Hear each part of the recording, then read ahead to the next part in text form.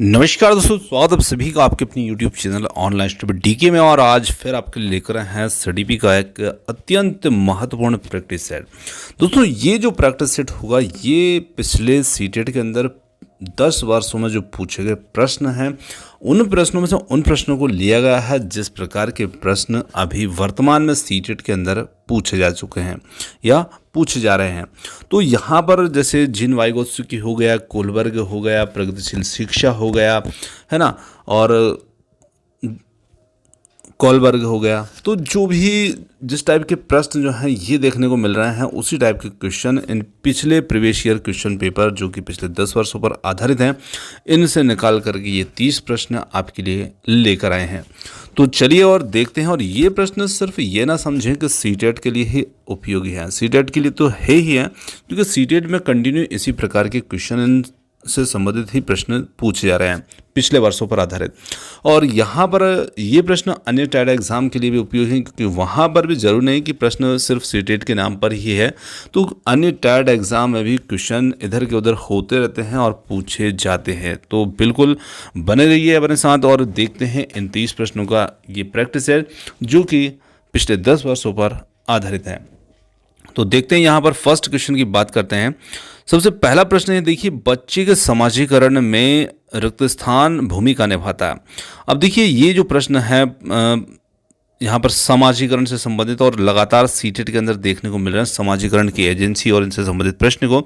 तो देखिए बच्चे के परिवार में परिवार किस प्रकार की भूमिका निभाता है। तो परिवार जो होता है देखिए मुख्य भूमिका निभाता है, क्योंकि परिवार जो है समाजीकरण का मुख्य कारक है और प्राथमिक एजेंसी भी से कहा जाता है। तो यहाँ पर विकल्प है हमारे पास कम, महत्वपूर्ण, रोमांचकारी, मुख्य, गौण। तो निश्चित रूप से परिवार जो है बच्चे के समाजीकरण में एक मुख्य भूमिका निभाता है। तीसरा विकल्प जो होगा सी वाला इसके लिए सही होगा। मनोविज्ञान का शिक्षा के क्षेत्र में सबसे बड़ा योगदान क्या है। तो देखिए मनोविज्ञान का शिक्षा के क्षेत्र में सबसे बड़ा योगदान क्या है। विषय केंद्रित शिक्षा, शिक्षक केंद्रित, क्रिया केंद्रित या फिर बाल केंद्रित। तो हम देखते हैं कि मनोविज्ञान जो है वो बाल केंद्रित शिक्षा को महत्व देता है। बाल केंद्रित शिक्षा पर सबसे बड़ा योगदान है मनोविज्ञान का। तो डी विकल्प जो होगा इसके लिए राइट होगा। आगे बढ़ते हैं और अगले प्रश्न को देखते हैं। अगला प्रश्न आता है, विकास के लिए निम्नलिखित में से कौन सा कथन उचित है। तो देखिए विकास के लिए जो कथन उचित है उसका चयन यहाँ पर करना है। विकास जन्म के साथ प्रारंभ होता है और समाप्त होता है, या फिर सामाजिक सांस्कृतिक संदर्भ विकास में एक महत्वपूर्ण भूमिका का निर्वाह करता है। विकास एकल आयामी है, विकास पृथक होता है। 4 विकल्प आपके सामने हैं और आप भी अपना आकलन यहाँ पर कर सकते हैं इन प्रश्नों के माध्यम से। तो यहाँ पर हम कह सकते हैं कि सामाजिक सांस्कृतिक संदर्भ में विकास एक महत्वपूर्ण भूमिका का निर्वाह करता है और बी विकल्प जो होगा इसके लिए राइट होगा। आगे बढ़ते हैं, बाल केंद्रित शिक्षा शास्त्र का क्या अर्थ है। तो देखिए बाल केंद्रित शिक्षा शास्त्र का क्या अर्थ है। यहाँ पर बच्चों को नैतिक शिक्षा देना या फिर बच्चों को शिक्षक का अनुगमन और अनुकरण करने के लिए कहना। सी है बच्चों की अभिव्यक्ति और उनकी सक्रिय भागीदारी को महत्व देना, या बच्चों को पूर्ण रूप से स्वतंत्रता देना। तो देखिए बाल केंद्रित शिक्षा का मतलब यहाँ पर अर्थ जो होगा वो होगा बच्चों की अभिव्यक्ति और उनकी जो सक्रिय भागीदारी है उसको शिक्षक महत्व दें, और सी विकल्प इसके लिए सही है। आगे बढ़ते हैं, कोहलबर्ग के सिद्धांत के योगदान के रूप में निम्नलिखित में से किसे माना जा सकता है। कोहलबर्ग के सिद्धांत के योगदान के रूप में किसे माना जा सकता है। उनका विश्वास है कि बच्चे नैतिक दार्शनिक होते हैं, और बी है उनके सिद्धांत ने संज्ञानात्मक परिपक्वता और नैतिक परिपक्वता के बीच एक सहयोग का समर्थन किया है। सी है इस सिद्धांत में विस्तृत परीक्षण प्रक्रियाएं हैं, और डी है यह नैतिक तर्क और कार्रवाई के बीच एक स्पष्ट संबंध स्थापित करता है। बिल्कुल डी विकल्प जो होगा कोहलबर्ग के नैतिक विकास के सिद्धांत से संबंधित है, और इस सिद्धांत के योगदान के रूप में भी ये यहाँ पर है। तो यहाँ पर डी वाला विकल्प यह एक नैतिक तर्क और कार्रवाई के बीच एक स्पष्ट संबंध स्थापित करता है, ये इसके लिए राइट होगा। रिक्त स्थान एक प्रक्रिया जिसके माध्यम से मानव शिशु समाज के सक्रिय सदस्य के रूप में निष्पादन करने के लिए आवश्यक कौशलों का अर्जन प्रारंभ कर देता है। अब यहाँ पर रिक्त स्थान में क्या हो सकता है। सीखना, परिपक्वता, विकास या फिर समाजीकरण। तो देखिए बच्चे जो होते हैं शिशु समाज के सक्रिय सदस्य बनेंगे, और समाज के सक्रिय सदस्य बनने के लिए प्रक्रिया जो होती है वो होती है समाजीकरण। तो यहाँ पर विकल्प होगा डी, समाजीकरण एक प्रक्रिया है। यहाँ पर बन जाएगा हमारा राइट उत्तर, जिसके माध्यम से मानव शिशु समाज के सक्रिय सदस्य बनते हैं। चलिए आगे देखें। पियाजे तथा कोई वाइगोत्स्की के अनुसार एक रचनात्मक कक्षा कक्ष में अधिगम। तो पियाजे और वाइगोत्स्की के अनुसार एक रचनात्मक कक्षा कक्ष में अधिगम जो होगा वो किस प्रकार का होगा, 4 विकल्पों के द्वारा हमें देखना है। शिक्षक द्वारा लिखवाया जाता है और विद्यार्थी निष्क्रिय प्राप्तकर्ता होते हैं, या फिर उद्दीपक अनुक्रिया के जोड़ से होता है, शिक्षक द्वारा पुनर्बलन किया जाता है, और डी है शिक्षार्थी द्वारा स्वयं सृजित किया जाता है जो एक सक्रिय भूमिका निभाते हैं। तो देखिए, एक जो रचनात्मक कक्षा होती है ना, रचनात्मक कक्षा में हम कह सकते हैं कि रचनात्मक कक्षा कक्ष जो होता है उसमें अधिगम शिक्षार्थियों के द्वारा स्वयं सृजित किया जाता है जो एक सक्रिय भूमिका निभाते हैं, और डी विकल्प इसके लिए सही होगा। वाइगोत्स्की के अनुसार सीखने को पृथक नहीं किया जा सकता, पुनर्बलन से, व्यवहार में मापने के योग्य परिवर्तन से, या फिर अवबोधनात्मक प्रक्रियाओं से, और डी है उसके सामाजिक संदर्भ से।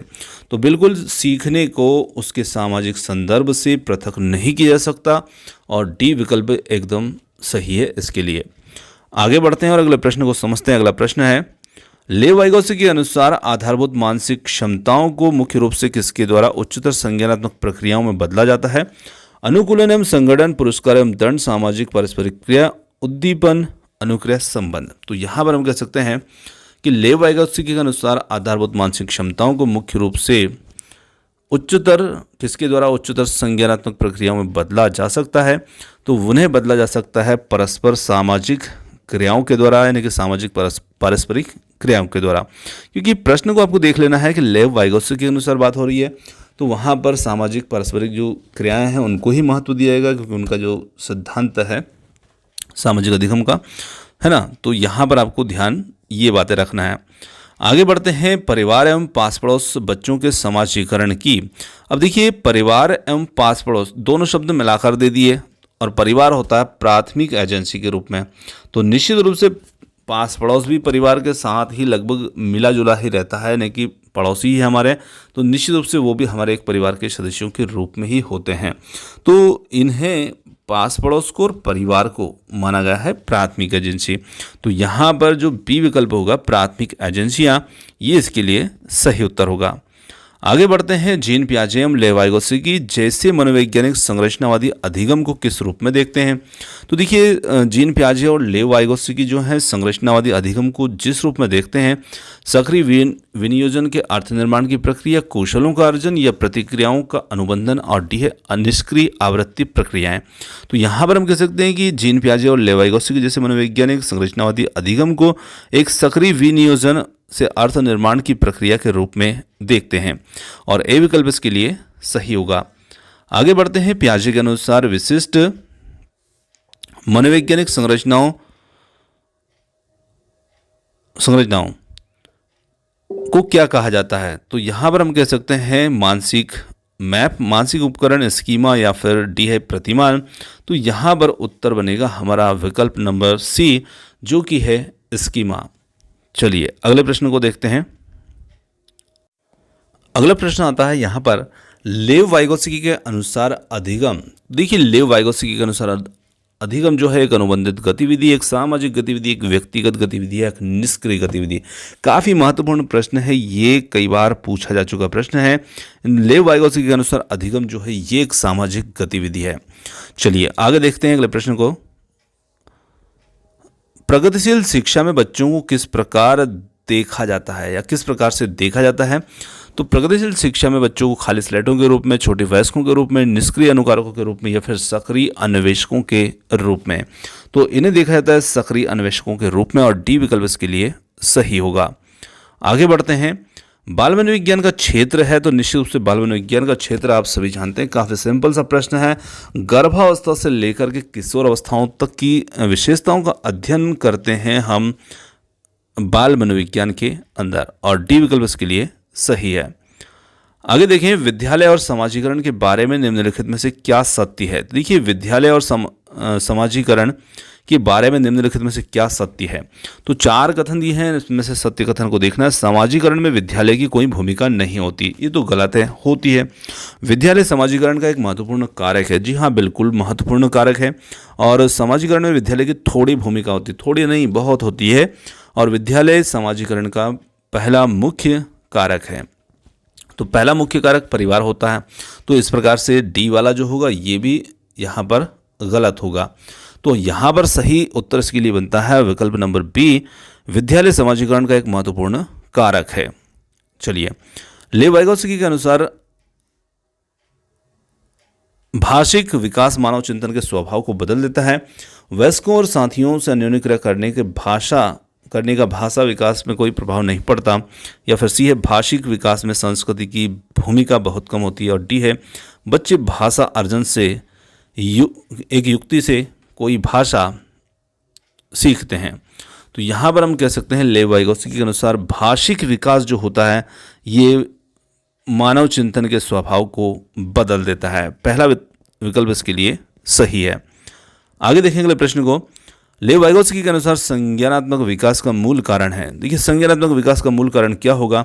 तो प्रश्न है लेव वाइगोत्स्की के अनुसार, और इनके अनुसार जब भी बात होती है तो ये सामाजिक अन्योन्य क्रिया, सामाजिक अधिगम सभी को महत्व देते हैं, यानी कि इन्हीं कारकों को ये महत्व देते हैं क्योंकि इनका सिद्धांत इन्हीं पर आधारित है। तो यहाँ पर सामाजिक अन्योन्य क्रिया ही इसके लिए राइट आंसर होगा। आगे बढ़ते हैं अगले प्रश्न की ओर। किसी बच्चे को दिया गया विशिष्ट उत्तर कोहलबर्ग के नैतिक तर्कों के सोपान की विषय वस्तु के किस सोपान के अंतर्गत आएगा। यदि आप ईमानदार हैं तो आपके माता पिता आप पर गर्व करेंगे, इसलिए आपको ईमानदार रहना चाहिए।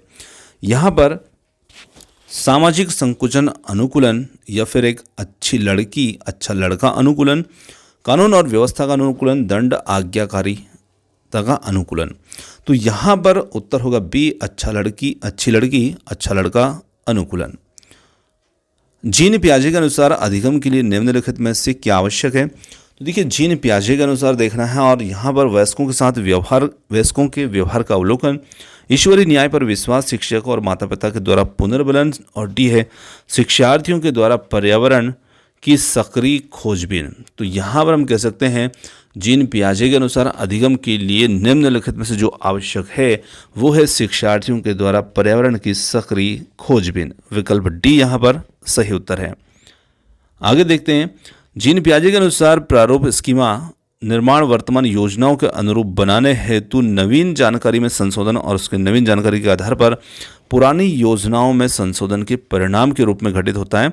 और इन दोनों प्रक्रियाओं को जाना जाता है किस नाम से, समावेशन और अनुकूलन के रूप में, या फिर सामीकरण और संशोधन के रूप में, समावेशन और समायोजन के रूप में, और समायोजन और अनुकूलन के रूप में। तो यहाँ पर हम कह सकते हैं इन्हें समावेशन और समायोजन के रूप में जाना जाता है, और सी विकल्प होगा इसके लिए सही। पियाजे मुख्य रूप से किसके अध्ययन के लिए जाने जाते हैं। तो पियाजे मुख्य रूप से भाषा विकास, यौन विकास, संज्ञानात्मक विकास, सामाजिक विकास, तो ये जाने जाते हैं संज्ञानात्मक विकास के लिए। और संज्ञानात्मक विकास से जुड़ी इन्होंने 4 अवस्थाएं बताई हैं जो कि काफ़ी महत्वपूर्ण है, उनसे बहुत सारे प्रश्न जो हैं वो निकल कर आ रहे हैं। आगे देखें अगले प्रश्न को। कोहलबर्ग का सिद्धांत निम्न में से किस विकास के सिद्धांत से संबंधित है। भाषा विकास, सामाजिक विकास, नैतिक विकास, शारीरिक विकास। तो कोहलबर्ग का जो सिद्धांत है वो है नैतिक विकास से संबंधित। सी विकल्प इसके लिए सही होगा। आगे देखें, वाइगोत्स्की के अनुसार बच्चे सीखते हैं, तो बच्चे किससे सीखेंगे। वाइगोत्स्की के अनुसार वही सामाजिक अधिगम, और जहाँ पर सामाजिक अधिगम ना दिया हो, यानी कि सामाजिक अधिगम ना दिया हो, समाजीकरण ना दिया हो, तो वहाँ पर उनके बीच इस प्रकार की चर्चा या क्रिया जरूर दी जाती है। जैसे पुनर्बलन प्रदान किया जाता है परिपक्व होने से, अनुकरण से, या फिर वयस्कों और समवयस्कों के साथ में परस्पर क्रिया से। तो देखिए, वयस्कों और समवयस्कों के साथ परस्पर क्रिया ही तो एक सामाजिक अधिगम हो जाता है। तो डी विकल्प ही इसके लिए सही है। आगे देखें, एक बच्ची कहती है धूप में कपड़े जल्दी सूख जाते हैं। वह रिक्त स्थान की समझ को प्रदर्शित कर रही है। प्रतीकात्मक विचार, अहम केंद्र चिंतन, कार्य कारण और विपर्यय चिंतन। तो यहाँ पर बच्ची जो है कार्य कारण की समझ को प्रदर्शित कर रही है, और सी विकल्प जो होगा वो इसके लिए सही होगा। आगे देखें अगला प्रश्न है, भाषा विकास के लिए सबसे संवेदनशील समय निम्नलिखित में से कौन सा है? तो यहाँ पर बात की जा रही है भाषा विकास के लिए मध्य बचपन का, वयस्कावस्था, प्रारंभिक बचपन का, या फिर डी है जन्म पूर्व का। तो निश्चित रूप से प्रारंभिक बचपन का ही समय जो होता है वो भाषा विकास के लिए सबसे संवेदनशील समय होता है, और जो कि सी विकल्प में दिया है। अगला प्रश्न है हमारा यहाँ पर, निम्नलिखित कथनों में से कौन सा विकास एवं अधिगम के बीच संबंध को सही प्रकार से सूचित करता है? विकास एवं अधिगम अंतर संबंधित और अंतर निर्भर होते हैं। बी है विकास एवं अधिगम संबंधित नहीं है। सी है अधिगम विकास का ध्यान किए बिना घटित होता है। डी है अधिगम की दर विकास की दर से काफ़ी अधिक होती है। तो यहाँ पर हम कह सकते हैं कि कौन सा कथन यहाँ पर विकास और अधिगम के बीच संबंध को सही प्रकार से सूचित करता है? तो वो करता है विकास एवं अधिगम अंतर संबंधित और अंतर निर्भर होते हैं, और ए विकल्प इसके लिए सही है। आगे देखें, वह अवधि जो वयस्कता के संक्रमण की पहल करती है उसे हम क्या कहते हैं? बाल्यावस्था की समाप्ति, किशोरावस्था, मध्य बाल्यावस्था, पूर्व क्रियात्मक अवस्था या अवधि। तो वो अवधि जो होती है जो वयस्कता के संक्रमण की पहल करेगी वो होगी किशोरावस्था। विकल्प बी इसके लिए सही होगा। चलिए अगले प्रश्न को देखें। तो अगला प्रश्न आता है यहाँ पर, एक प्रारंभिक कक्षा में एक बालक बालिका अपने साथ जो अनुभव लाते हैं उन्हें शामिल कर उनका संचय करना चाहिए, उन्हें अस्वीकार करना चाहिए, उनकी उपेक्षा करनी चाहिए, और डी है उन पर ध्यान नहीं देना चाहिए। तो यहाँ पर हम कह सकते हैं कि बिल्कुल उन्हें स्वीकार करना चाहिए, और वो यहाँ पर दिया नहीं तो उनका संचय करना चाहिए, शामिल करना चाहिए। विकल्प ए इसके लिए सही होगा। निम्नलिखित में से कौन प्राथमिक समाजीकरण का माध्यम है? मीडिया, परिवार, विद्यालय, सरकार। तो प्राथमिक हमारा होता है परिवार समाजीकरण का माध्यम, और विकल्प बी इसके लिए सही होगा। दो प्रश्न और इसमें ऐड कर लिए हमने। निम्न में से कौन सी बाल्य व्यवस्था की एक विशेषता नहीं है? सामूहिकता की प्रबलता, जिज्ञासा की कमी, अभिवृद्धि में स्थिरता, समूह एवं खेलों में सहभागिता।